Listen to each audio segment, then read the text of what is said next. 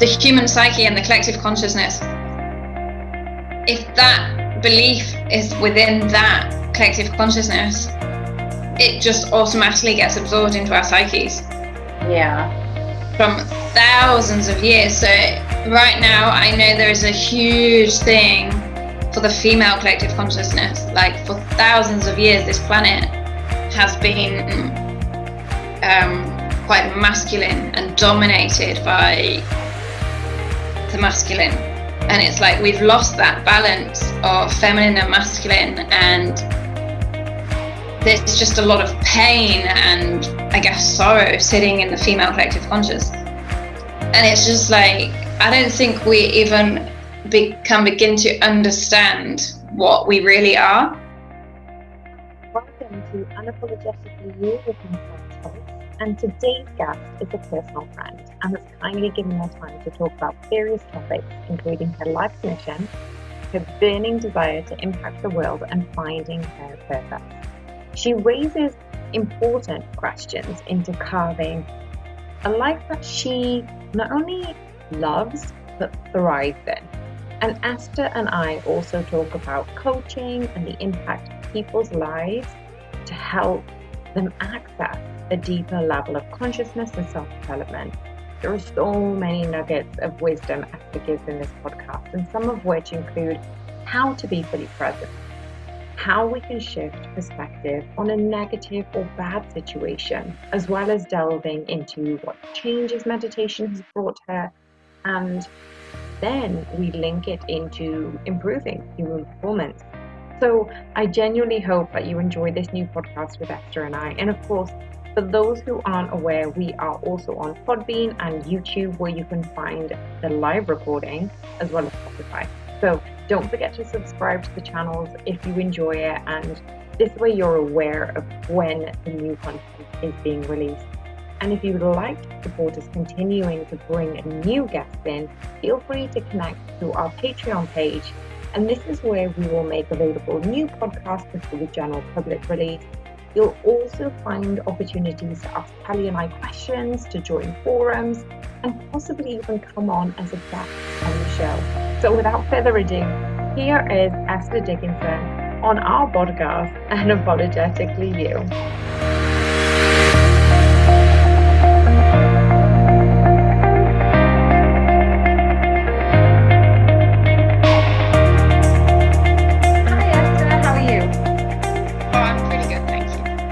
So much for joining us on Unapologetically You to talk about some of your challenges and experiences. And I really wanted to get our audience to understand, well, we first met, what was it, over 10 years ago, wasn't it, when I was doing the fitness instructing role in Cardiff Council. So it's just been such a crazy journey, and you've been through so much in this time as well. I think we both have. Obviously, a decade is a very long time. But what made you start training? Like, did you just start it for fun whilst you were in university? What was the reason behind going to the gym, doing classes? Because I remember you being hot on yoga, and you were even doing your own thing with fitness instructing and wanted to kind of broaden that area. So yeah, where did it begin, and where did that journey take you? Before I went to university, I was at dance school for a really long time, and I left it because I found it was really, really strict, and I was a bit fed up of being told exactly what I had to do. So I stopped the dancing, I moved to university, and I think in my second year at Cardiff University, I decided to join the gym. I remember why. One of my reasons was that I had a dancer's body, and I was very slender and toned, but to be a dancer. And I remember I walked into the main gym and I had my introduction, and I told them, they were like, okay, what are your goals? I said, well, I want to keep my arm strength up, because obviously through dancing, I had very good upper body strength from holding my arms up and doing all the moves. And then I went into the gym and they were like, what do you want to achieve? And I said, I want to have a big round ass. Literally those words. And he did the introduction with me, and he told me, he watched everything. He watched my muscles, and he was like, you've got such strongly developed muscles. in your glutes that you can't actually create round buttocks because of the way they've developed from being a dancer. And I was like, what are you talking about? Anyway, I joined the program and I told him I wanted to work on my arms as well. And then I actually got nicknamed biceps when I was at university because I was doing all this workout and all this training. I was doing training with my friend. I think around the age of 20, I actually also learned to swim, believe it or not. I didn't do that in my childhood because I was always dancing. Mm-hmm. And I remember going swimming when I was like 17 with some friends, and I couldn't even do one leg because I didn't know how you're supposed to breathe in the water. So yeah, I joined the gym. I got the nickname biceps. I was swimming a lot. And I remembered a few days ago, my 21st birthday, a normal person would go out for like dinner or something. I told everyone to go down to Barry to the pool, and we had a pool party, and I was so happy because I just find that when I'm immersed in that world of like fitness, and I was always really, really interested in anatomy and physiology as well. So I don't know, there was just this like desire to be immersed in that field, which is why I ended up getting into the fitness training. And I got really hooked on Pilates as well. I was going to like 3-4 classes a week. So yeah, awesome. And then what did you do post unis? Like, what were you studying in uni?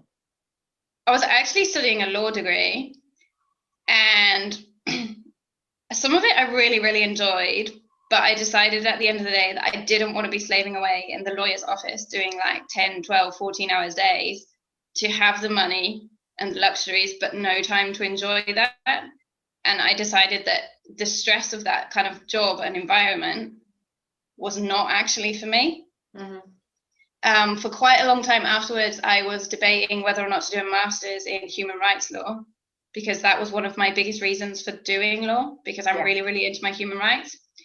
I didn't do it. I ended up joining a belly dancing group in Cardiff. And then I kind of fell in love again with the performing arts because I'd been out of dancing for like 3 years by that point. And then an opportunity came up for me in Spain to be part of an art school. And so I followed my heart and I went into performing arts, and I did a lot of work in the third sector with adults with learning disabilities within the arts. Mm-hmm. I did that for quite a few years. Nice.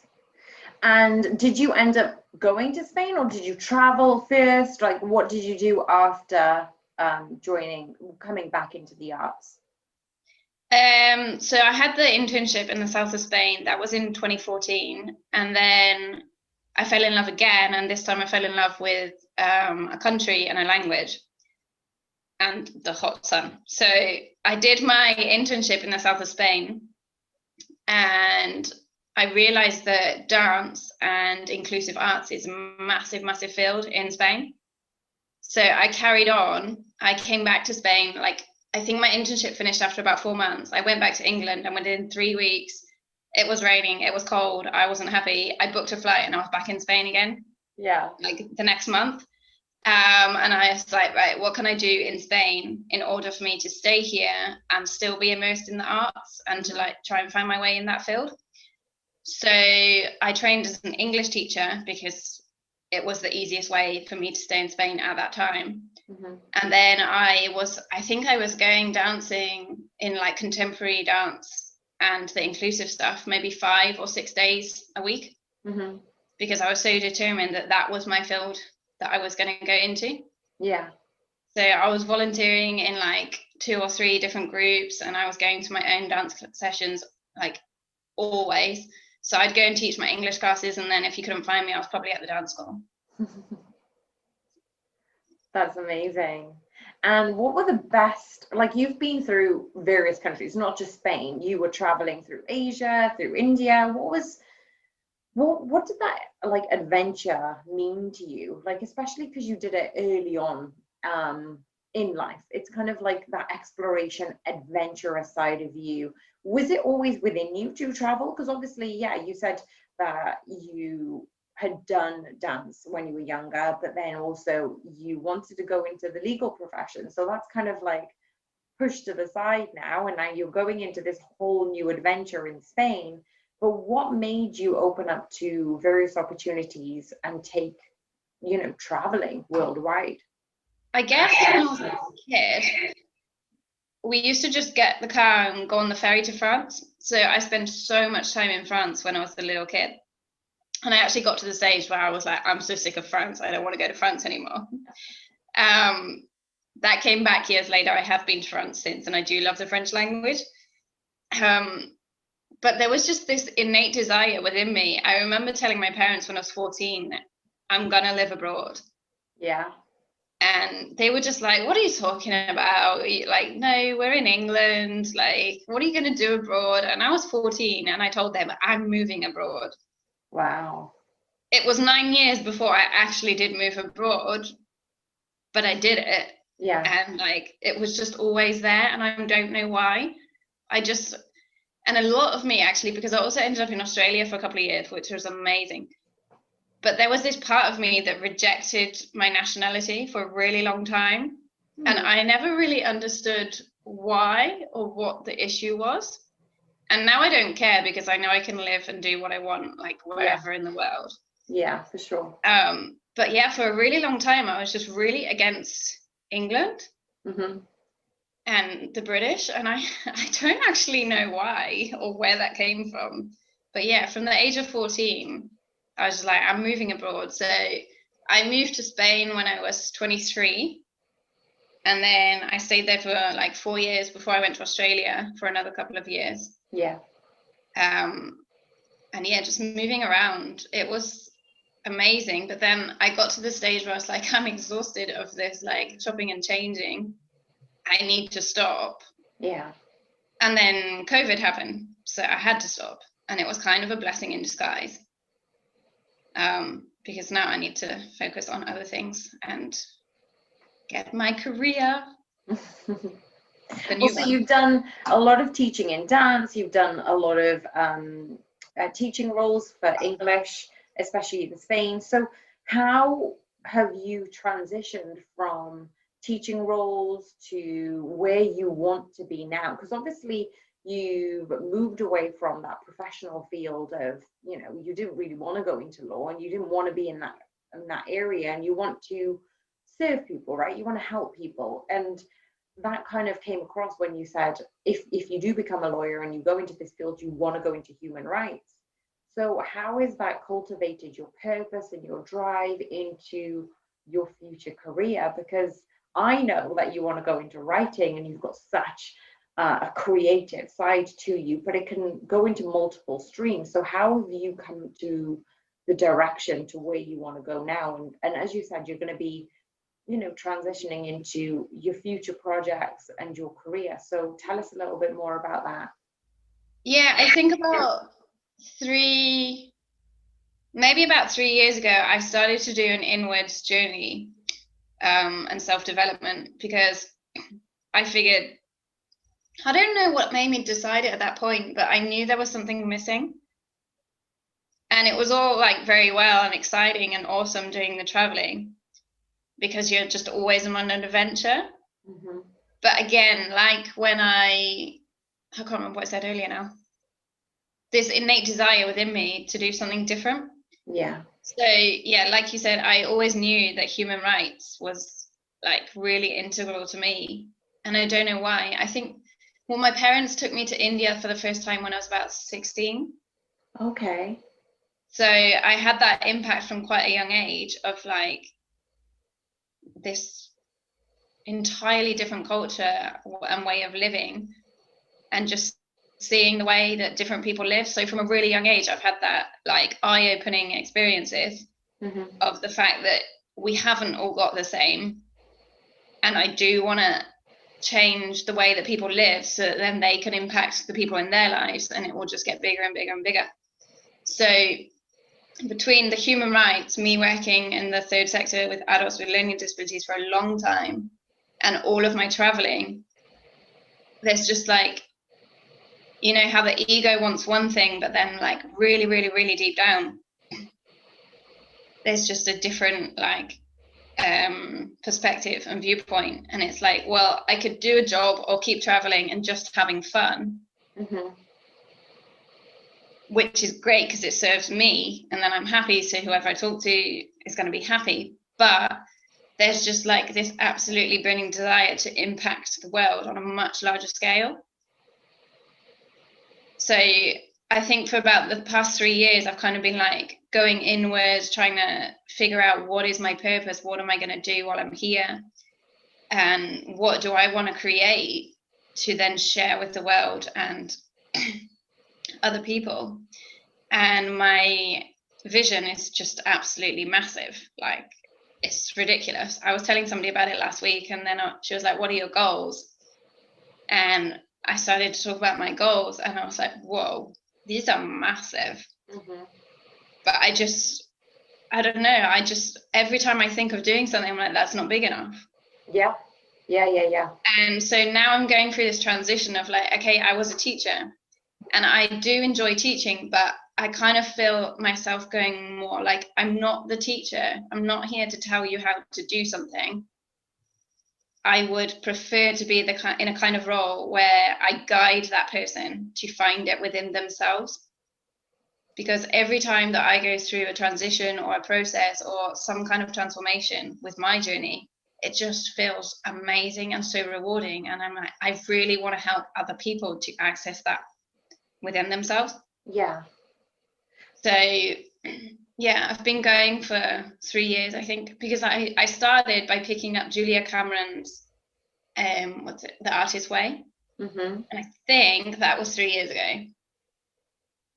And was that the big shift? So did something dramatic happen for you to come to this shift? Because we'll talk about it later, but your mum was very spiritual, and you were brought up in, you know, the holistic side of therapy when you were younger, and you were telling me, we both know that you rejected it from a young age. So what made you reject it from that age to now? Did something dramatic happen for you to be open up to it 3 years ago? I don't think so. Like, I've been through a lot, and like various health issues or illnesses, or like what I consider to be depression, but it was never actually documented. Like, it was never given a medical certificate like, yeah, she's depressed. Yeah.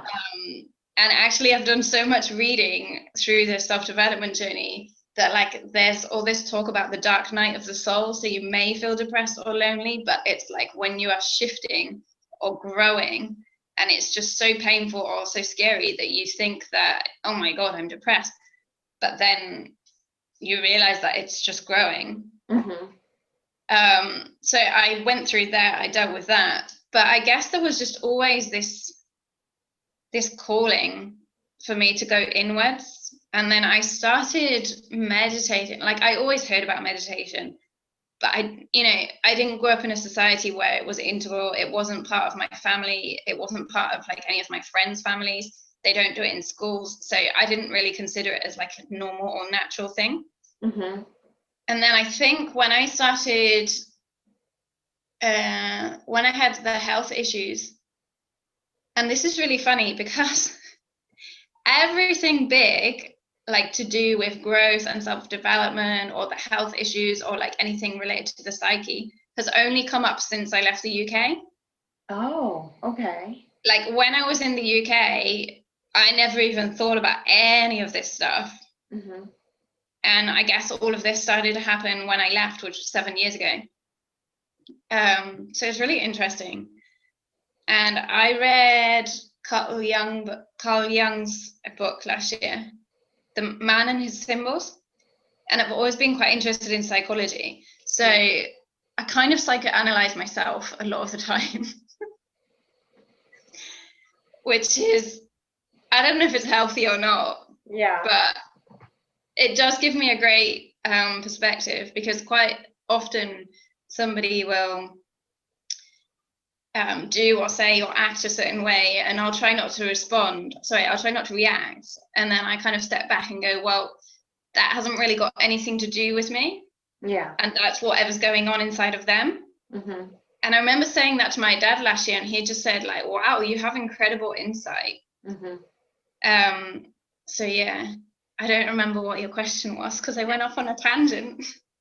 No, we were just talking about how that spirituality side of you grew, and then And how did you reject it when you were younger to actually be open to it? You know, but you said it didn't really start 3 years ago. The curiosity was there 7 years ago, really, wasn't it? Yeah, and I mean, because of like, it was really strange in my household growing up, because my dad, to my knowledge back then, he wasn't a churchgoer, because we went to church, you know, we weren't a predominantly Christian family, but because my grandparents had been to church and my mum had grown up like that, we went to church. Yeah. But I wouldn't classify myself as a Christian, and I don't think that any of my family members would, and I don't even think my mum would say she's Christian now. Okay. But it was just a thing that we did, I guess, because my grandparents did it. Mm-hmm. But my dad, he didn't go to church. And I remember on Sundays when we were little, and dad would get to stay home, but me and my siblings and my mum would have to go to church. And, you know, quite often we'd be like, but we want to stay at home with dad. We don't want to go. And so they put in an age for when we could decide if we were not going to go to church anymore. And of course, the minute every one of us hit that age, we were like, we're not going. What was that age, by the way? It was 13. So oh, okay. It was 13 or 14. I can't remember, but yeah. So because I'd been forced to go to church, and I did go to a Methodist primary school, so we had, like, you know, the Bible. And I remember when I finished primary school, they gave you a Bible as the gift for finishing, and it was like, I used to read the stories, and yeah, I always loved stories, but I never really resonated with that. And, you know, then you go to secondary school and you start studying all the other religions, and it's like a really big eye-opener. And then I told you I went to India when I was 16, so I've had all these other experiences, and I was like, well, hang on a minute. And then I remember for my A-levels, I actually wrote an assignment, like, we are basically physical beings, and I had to go into this argument, and I was really into philosophy, which is another reason why in university I loved human rights and all of that, because it was very philosophical, like, where have these come from, what is the purpose? And I always loved that area. Yeah. And then my mum became very spiritual during my teenage years, and because, you know, I feel like I didn't kind of grow up and start to become independent until a bit later. So my parents separated when I was 12 going on 13, and I went to live with my mum. And because my mum was going through this, like, spiritual revelation, and I was only 13, and I was in her care full time, so I got a full-blown impact of that in my teenage years. Yeah. But then a few years later, every teenager turns into a bit of a rebel.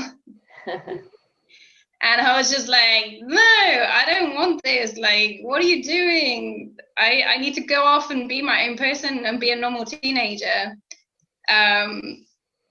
So I had a very, very huge impact. And then I had my dad, who didn't believe in anything.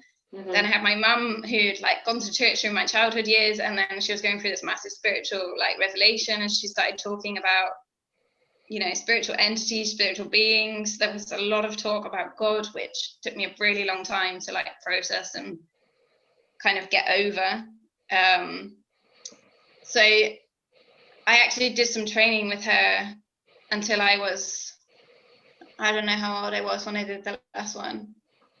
I think maybe 23 or 24, because there was always this part of me, despite me rejecting it and wanting to run away, I was also still really interested, because I'd always been interested in the philosophical side, and I was quite into, like, what are we more than just these physical bodies? Like, yeah. So I kind of dabbled. I went in and out of it. I went through phases for a really long time. And then I think when I was 23 or 24, I just said, no, I don't want to know about her way of doing that anymore. Mm-hmm. And then that's when I kind of started my own inwards journey and, like, discovering things for myself and what is my truth, because every single one of us, no matter what we believe in or what we feel is the right way, we have our own truth. Mm-hmm. Which is what, I don't know, I've always been very autonomous and like independent. So I don't think I could ever follow, like, one religion or anything like that, because I think it's so much bigger. I feel it's so much bigger. So if somebody's dabbling like you did early on in the spirituality realm and staying curious, how do they uncover their truth? So if somebody's listening to this now and they're thinking, okay, well, that sounds interesting. How can I learn more about discovering my truth? What would you suggest based on your experience? You need to go inwards. Now, some people might find the idea of meditation uncomfortable or scary or completely pointless. I fully appreciate and understand that because I've been through it and I didn't used to think it did anything. But you start small and then you work on it, you find your own practice. There are so many courses available, there are so many videos on YouTube.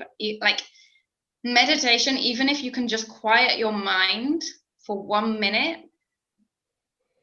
like it will start to have an influence on your life. Mm-hmm. So if anyone is listening right now and they're interested in this journey, I mean, you can journal, you can meditate. I remember at one point I was going to magnet therapy, which is another thing. It's really interesting. And she said to me, you might find it difficult to sit still and meditate. So it might be better for you to find an activity that you can do that keeps your mind quiet. Mm-hmm. And I really resembled with that because I find that when I'm drawing or when I'm sewing, I can do it for hours on end. And that's like my peace zone. Mm-hmm. And I know that artists, like if they're painting, they'll be gone for absolutely ages. And they won't get distracted by anything external because that is their zone. So it doesn't necessarily have to be meditation. But I would say if you can find that activity or that thing that lets you sit in a quiet zone, so that you can hear the internal voice. And it might not even be a voice in words. You might just suddenly like have an idea or something intuitive, like you need to do this or go do this or go do this. And I just think if you can work that into your day, even like 5 minutes in the morning, 5 minutes at night, it's just incredible what can happen. And a friend of mine who I've had many conversations about like consciousness or spirituality or meditation with, she is one of the people that always used to tell me, oh my God, how do you sit still?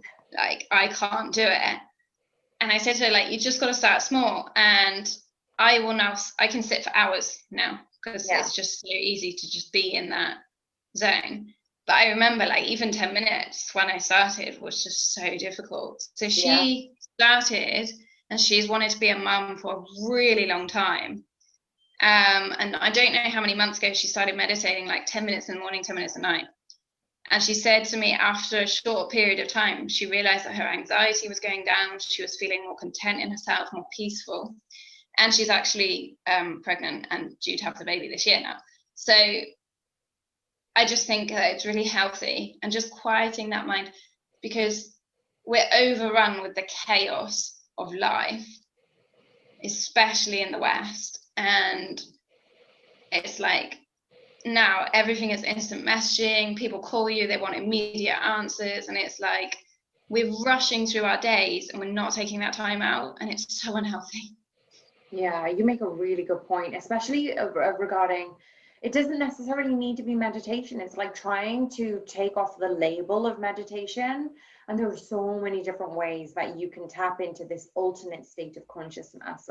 If you're absorbed in a certain task, may it be, for me particularly, when I was going through this huge change back in 2018, and it was nearing a breakdown basically, but just before that pinnacle of before breaking down completely, I found to sit in stillness wasn't for me. I couldn't do that. My mind was racing. I wasn't sleeping well.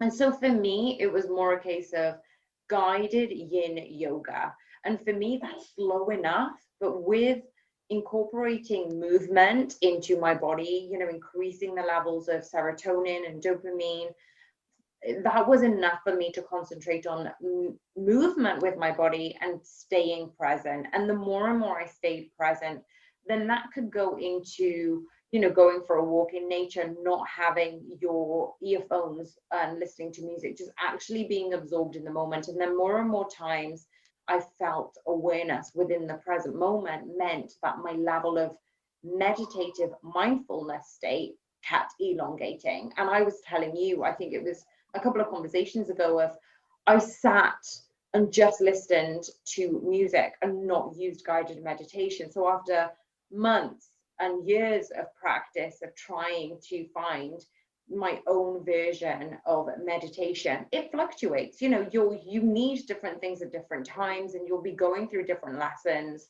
And it's just going easy on yourself, finding your own self-compassion, listening to your intuition. And you can only do that when you go inwards, as you said earlier, when you sit still with yourself and you uncover these truths. That you don't need to go find the truth, you need to uncover the truth that is trying to call out to you. And it could be, this is your purpose, this is your calling, this is what, you know, this is what you're meant to do in this life. It could be anything like that. It could be, you know, they say that you shouldn't make dramatic changes when you're making this new habit integrated into your life. So say, for example, you've gone for a retreat, or you've gone into this new phase of, you know, taking on meditation or mindfulness. Don't make drastic changes, because you think that, you know, you could just change instantly, but you're already making a change. Just listen to what's going on, and yeah, working to that accordingly. So yeah, I there's a lot of information in that I've just thrown out, but it's definitely, if you want to start small, just be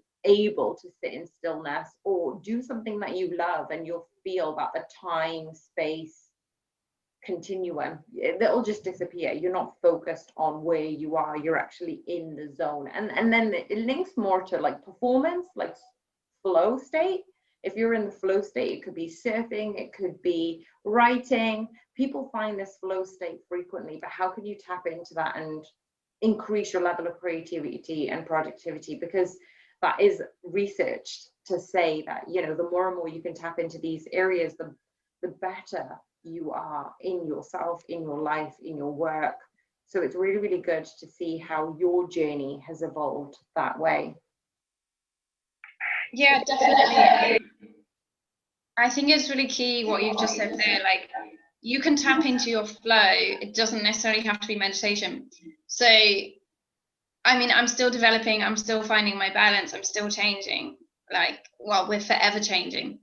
And I've actually done so many different meditation courses and found different techniques. And I'm just fascinated by the research that goes into it, and like what happens in your brain, what happens in your body. I absolutely adore it. So I guess that now I don't want to call it an obsession, I wouldn't say it is, but my drive towards meditation or being really present in any of my daily activities, as much as I can do, is because basically the truth is that what exists is only what exists right here, right now. Yeah. Yesterday is yesterday, it doesn't exist anymore. Tomorrow is tomorrow, you're not there yet. Like, the only thing you have is right here, right now. So what can you do? Mm-hmm. Like, and I was talking to some friends, even when there's pain, or you're grieving, or you're going through a really difficult time, how you look at it or how you take it is a choice. Mm-hmm. So yeah, we have emotions. It's normal to cry. I could talk about that for a long time too. But whether or not you suffer is actually a choice. Mm-hmm. That might be really, really difficult for some people to comprehend or understand or take on board, which I totally I agree with that, because when you're in a really dark place, you genuinely feel so much pain that you just nothing else exists. Mm-hmm. But I think through my own learning and through my own process of meditation, especially over the last 2 years, has grown immensely. And I do think that, it has helped me so much to just be able to function and deal with the material and, the factors and everything that is happening in my environment. And yeah, so when you talk about, you know, finding your own way of meditation, I do understand that. And I really, really do resonate with you, because I like to think what led me into strength and conditioning was because I wanted to look at research practices. Like, how can you be innovative and create elements for enhancing human performance? So, yes, we know where we are physiologically, biologically, but then how can we improve those things? And because the brain is such a mysterious thing, and only now we're getting into, you know, putting electrodes on our brain and trying to figure out what the human brain actually does. And there is a lot more research having done on, you know, Buddhist monks and how their brain waves are affected by going through transcendental meditation, to go through breath work. And I'm a bit like you. I found it so fascinating to look at what happens biologically, what happens physiologically, that it's not just what the Eastern philosophy had, well, the Western people had interpreted it being an Eastern philosophy of voodoo or something of a holistic entity. But now it's becoming more and more apparent that, for me in particular, the only reason I went into meditation is I wanted to reduce the chatter in my head. I was overcome with stress, anxiety. I had gone through bouts of depression myself. Again, like yourself, it wasn't clinically diagnosed, but I knew when you start to have suicidal thoughts, they're not normal. And even though I didn't go seek help, or I did in a sense, I went to go see a counselor, but I didn't go through the NHS, and I knew there was something inside of me saying, well, this is not normal. Like, what can I do to change it? And I knew, okay, so how can I reduce this chatter? How can I reduce this stress and this anxiety? Because then it develops into a physical entity. And what I found really interesting about meditation and this side of just working into the human body is, you look so much into how does the body work when you weight lift, how does the body work when you do cardiovascular training, how does the body function when you give it certain nutritional elements. But we forget to think that with our brain we can generally collate and develop diseases. We can affect the way our immune system functions and the way our gut functions. So why are we not looking into this element? And I realized that for me, it started off quieting in the mind, but then it kind of evolved into whole new worlds for me to discover and unlock. And part of it was I increased focus, I increased energy, I increased the development of my own relationships, and those were just byproducts, you know, of what I actually wanted. And it started uncovering all these things for me. And did you find the same thing, of you went towards it because of that curiosity and it started unlocking all these different doors for you? Yeah. Because my journey has been so big, and I'm sure it will get so much bigger, it's really hard to decide which piece of information to draw on. But based on some of what you've just said, so yeah, it's really crazy how so many of us as humans here will generate the negative thought patterns that we then repeat, and that actually does result in illness. Yeah. And a lot of studies say that 95% of the reasons why people go to the doctor is because of stress-related illness. Mm-hmm. And I actually came across Joe Dispenza 5 years ago. A documentary of his was passed to me by somebody, and I watched it, but I was still traveling at that time. Mm-hmm. And I was really curious about everything that he said, because, you know, our brains are phenomenal, and we don't even understand, like, I don't know, 5% of the brain maybe. Like, they are so incredible, and we don't understand what goes on in there. But what draws me in it's like, well, if we have those negative thought patterns and we can create the stress and the illness and, you know, the physical matter of those negative thought patterns, through my reading and my journey, it's like, well, can we then also generate health and wellness and positive things in our external environment? And that is not taught to us when we're small. Like, maybe now it's coming into the system, and, you know, I think schools are starting to teach like yoga and a little bit of meditation. I'm not too sure. But there's that basis of like, well, through this process of meditation, you can enhance your experience. And like you, for the strength and conditioning and performance, like through doing meditation, yeah, you end up having more energy. But actually, is it that you end up having more energy, or is it just because you change your focus and therefore you have access to that energy that is always there? Oh, I like that. I like that. Yeah, you're unlocking the energy that you already have instead of focusing the energy on that stress and anxiety. That is still attention in one area, but as soon as you withdraw that attention, you're able to open yourself up to more energy, more focus, more memory. Like, there's so many stories and research to say that people's memories have improved because of meditation.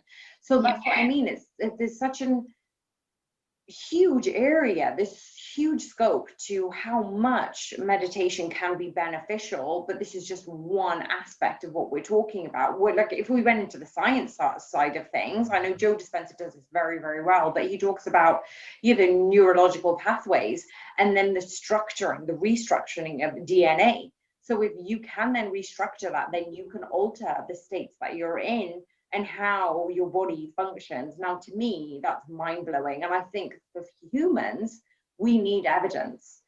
But, and I've spoken to this, I can't remember who I was having this conversation with, but I basically said, what about trust? What about hope? What about love?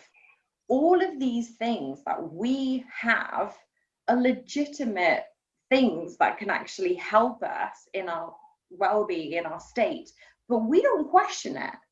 Why don't we not question it and say, oh, I need evidence for faith, or I need evidence for hope? Yet we're saying we need evidence for meditation, or we need evidence for this. And like, science is constantly changing. Nothing's certain. Everything's always evolving. And I think that you need to have a certain level of open-mindedness, room for growth, to then untap this potential. As you said, it's always been there. So why aren't more of us collectively untapping it? Because society is riddled with broken structures and negative frameworks. And going back to Carl Jung's book that I read last year,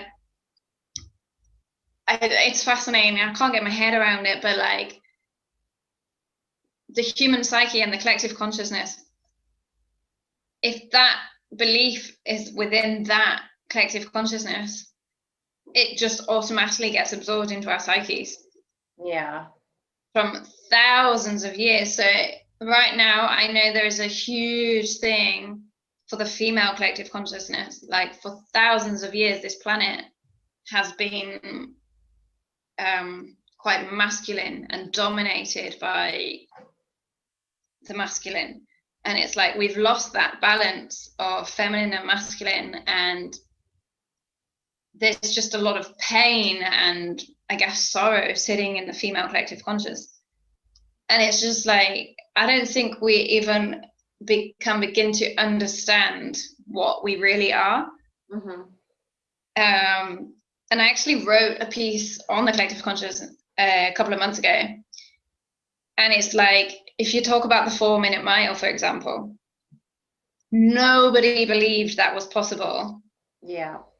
Until one person steps outside of that belief system, Mm-hmm. it will be the paramount view. Yeah. Like, that is just a given. Yeah. Until one person steps outside and proves that it is possible. So again, evidence. This is Mm-hmm. we don't believe something until we see it happen. Yeah. Yeah. So again, I think that's a lot of people's problem with meditation. They're like, well, why am I going to do it unless I see what actually can happen? But then also, oh, sorry, I was going to say also it keeps us in that comfort zone. Humans and brains like being comfortable. So we want security, we want stability, right? Yeah. But it just takes one person to put a footprint in the sand of like, there is a different way. Because I think when that person broke the 4-minute mile, and then like other people started to follow in the footsteps, and it's like, oh, the way we've been viewing something or the way we've been thinking for, I don't know, X amount of years, yeah, is not the truth, which it goes back to what I said earlier, like your truth is only your truth. It's not the next person's truth. yeah. And I was going to say something else, but I forgot. Oh, I'm sorry. It's because I interrupted you. Well, this is so interesting, especially when we talk about, you know, uncovering the truth through meditation. And I just wanted to ask, I know you spoke about, you said a few books within our conversation already, but are there specific books that you would recommend for people to kind of go into this area if they were curious about it? I know there's a lot of information on the internet, but what are the 3 books that have helped you grow and you would suggest to our audience? Oh my God, there's so many. I was thinking about this. I'm like, how do I pick like relevant books but because we've talked mostly about meditation right now, I'm like, okay, well, which ones? Because I've been going into like the psyche and the psychology route a lot, and mindset. But for meditation, I honestly can't say. Okay, so maybe just the ones that you enjoy. What are the 3 books that have had the biggest impact on you? I'm trying to remember titles. I think like, okay, so years ago, I was presented with Eckhart Tolle, or Eckhart Tolle, however you want to say it. And I have read that book a few times. Yeah. The Power of Now. You need to read that book with an open mind. It's not really light or easygoing, but it is a very good book. Yeah, I agree. And it definitely, even if you can't take on board like spirituality, but maybe you're interested in perhaps there is something else, or, you know, that book does genuinely like goes through the fact that we have these bodies of pain or these bodies of emotion, as well as the physical thing that you can see. And that book takes you into how to just be present, how to just connect to what is happening right here, right now. Raising awareness. I felt that when I read the book, it was more about raising awareness to your current habits. Like, what are you doing, but you're in this cycle, that you're just doing it for the sake of doing it. Just pause for a second and stop the cycle. You're like, you don't have to change things necessarily, just awareness is good right now. And I think that book opens people's minds up to awareness of what's going on. Yeah, so I would definitely recommend that one as a kind of like, maybe not so easy, but a very good way into this field and into like shifting your awareness and your perception. Yeah. And I think if you begin this process of shifting, then it can just have a domino effect in all the areas of your life. So for you, particularly like the performance and the strength and conditioning and the coaching, like if you can get your clients to access this flow of energy, then they're going to perform and do way better in whatever they're doing. And actually, now I'm thinking of this. Okay, so last year I read a book, You Were Born Rich. Okay. It's by Bob Proctor.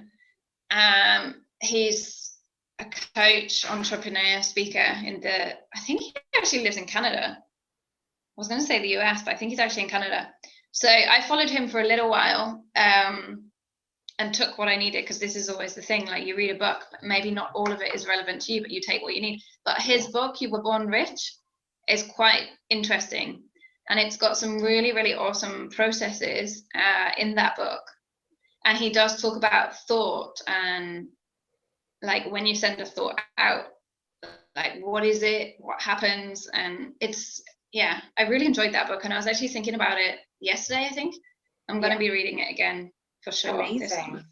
Yeah. That's a really good tip, because I love Bob anyway, because I've seen some of his YouTube sessions. I've seen some like talks that he's done, but I haven't read that book, so that's a really good one to. Yeah, he does talk about spirituality a little bit, but he's also very, very practical, and he talks about the paradigm. So when I mentioned the collective consciousness earlier, he does talk about that, and like how, you know, from the age of when you're born to 7 years old, your subconscious mind is wide open because your brain waves are so slow.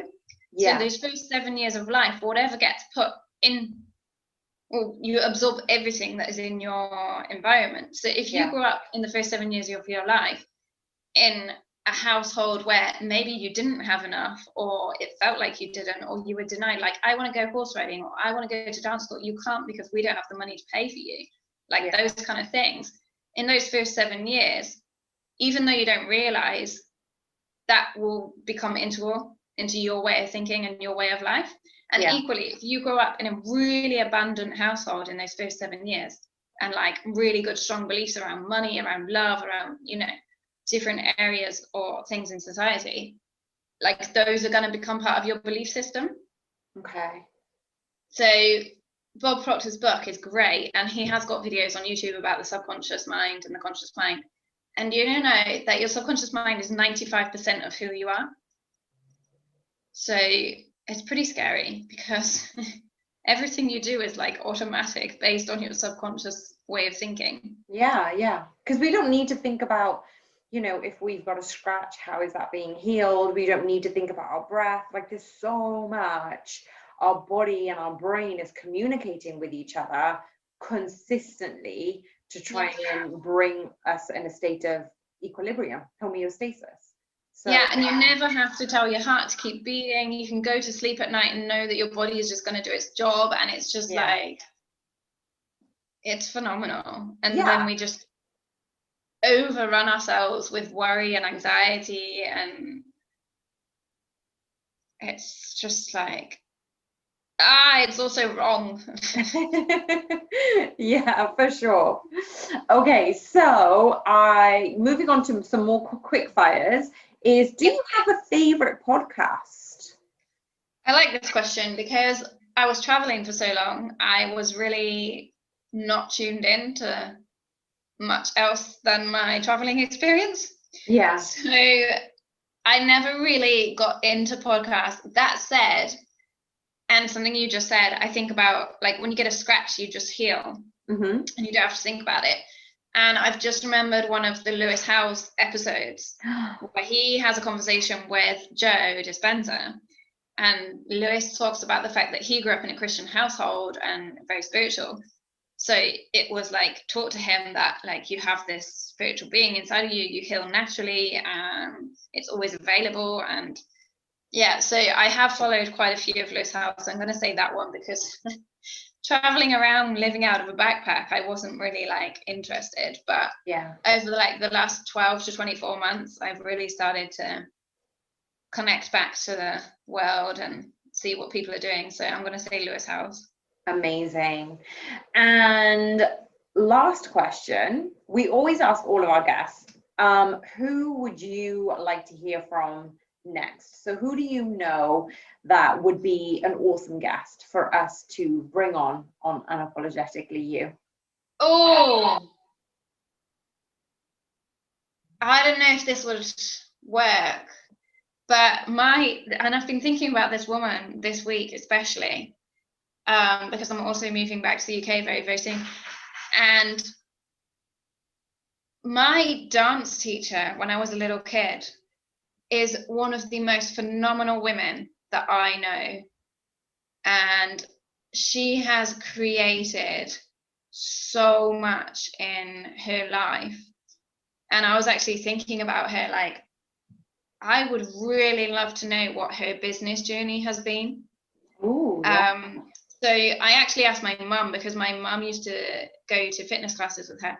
So I asked my mum about this woman because, you know, I was a kid at dance school. I was really scared of her because she's a very tall, big boned, you know, it's scary for a little kid to be put in front of her. So I said to my mum, because I'm now at the stage where I'm like, okay, I want to be professional. I want to develop my own business. I want to, you know, I have my goals. And I was like, this woman is really fascinating and I would love to know her journey. She started in the 80s just doing like fitness classes for mums. And she went on to build a huge empire. She has a massive dance school and it just keeps getting bigger and bigger and bigger and bigger. And then she joined up with like the college in one of the cities. Wow. She's phenomenal. Her name is Sue Hill. So she's got, I think it's like Sue Hill School of Dancing or Susan Hill School of Dancing. She is just, I don't know, she's a very powerful woman and creator. I don't know if she has any spiritual practices, but she's now one of my inspirations for me to go on and build my own. That's amazing. That's so cool. So we're going to have to reach out to her, and I'm sure you would love to reach out to her anyway. So maybe, I don't know, maybe you can come back and we can interview her together. Yeah, because I was thinking about it and I've been thinking, well, I should start my own podcast as well, because now I know what I'm doing, where I'm going, and it's like I suddenly grew and I have all these ideas and it's just been like, wow, okay. So like you said earlier, like we're always changing and you don't have to do it all at once.